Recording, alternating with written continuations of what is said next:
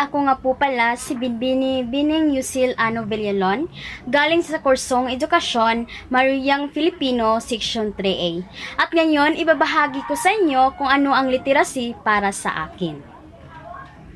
Sa aking ginuhit na larawan ng literacy, makikita ang nag-iisang batang nagbabasa ng libro na may bintana.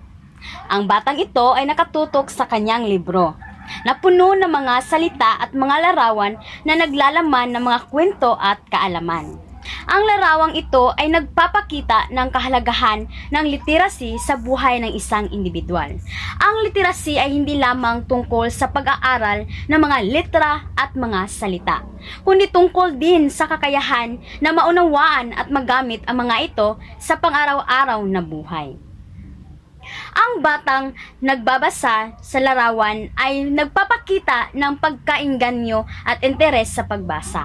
Ang pagbabasa ay nagbibigay sa kanya ng pagkakataon na maglakbay sa iba't ibang mundo, malibang at mangarap.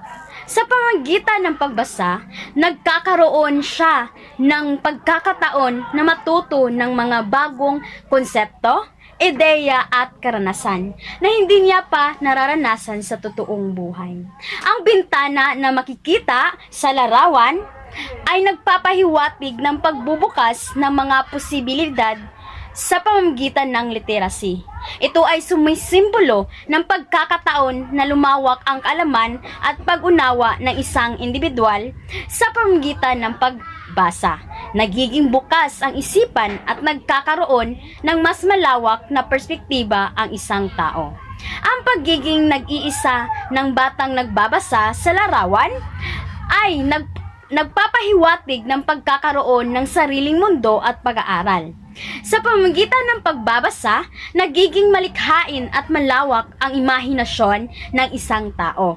Nagkakaroon siya ng kakayahan na lumikha ng sariling mga kwento at karanasan.